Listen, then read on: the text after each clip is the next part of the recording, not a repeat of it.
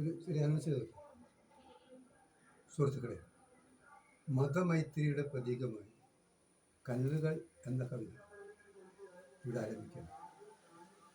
മതമേതെന്ന് ചിന്തിക്കാതെ നാം സോദരി മനുഷ്യരൊന്നാണെന്ന് മനസ്സിലോർത്തിടും. ഇതാണ് സോദരി സമൂഹം. ഹൃദയത്തിലൊന്നായി കുറിക്കേണ്ട വാക്കുകൾ.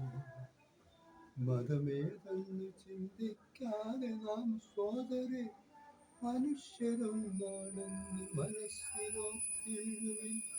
ഇതാണ് സോദരി സമൂഹന്മക്കു നാം ഹൃദയത്തിലൊന്നായി കുറിക്കേണ്ട വാക്കുകൾ. ചിലരെ സുഖിപ്പിച്ചു കയ്യടി നേടുവാൻ പലവിധ ഭോഷത്തരങ്ങൾ വിളമ്പുന്ന ഒരുപാട് പേരുടെ ഇടയിൽ വസിക്കുന്ന മനുഷ്യരൊന്നാണെന്ന വാക്യം മറക്കല്ലേ. മതമേതെന്ന് ചിന്തിക്കാതെ നാം സോദരി മനുഷ്യരൊന്നാണെന്ന് മനസ്സിലോർത്തിടും. ഇതാണ് സോദരി സമൂഹം.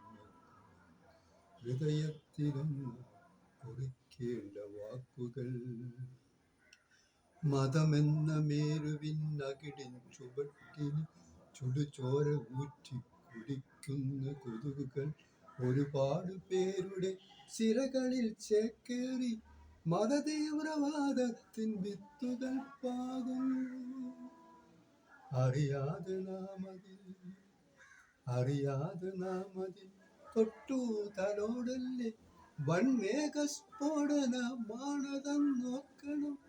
അലസത വെടിയണം, അജ്ഞത നീക്കണം. അതിനെ തടയാൻ ജനങ്ങളുണ്ടാവണം. മതമേതെന്ന് ചിന്തിക്കാതെ നാം സോദരി മനുഷ്യരൊന്നാണെന്ന് മനസ്സിലോർത്തിടുവിൻ. ഇതാണ് സോദരി സമൂഹ നന്മക്ക് ഹൃദയത്തിലൊന്നായി കുറിക്കേണ്ട വാക്കുകൾ. ഉദരം നിമിത്തം ബഹുവിധ വേഷങ്ങൾ ചമയുന്ന കൂട്ടരെ തിരുത്തുവാനാകണം. ഒരു ജാതി, ഒരു മതം, ഒരു ദൈവം എന്നൊരു ഗുരുവചനത്തെ നാം ഹൃദയത്തിലേറ്റണം. മതമേതു തന്നെയാണെങ്കിലും സോദരി മനുഷ്യനെന്ന പദം ശ്രേഷ്ഠമായി തീരണം. അതിനാൽ ജനങ്ങളെ നമ്മളൊന്നാവണം. മതതീവ്രവാദത്തെ നാട്ടിന്നകറ്റുവാൻ. മതമേതെന്നു ചിന്തിക്കാതെ നാം സോദരി മനുഷ്യരൊന്നാണെന്ന് മനസ്സിലോർത്തിടും.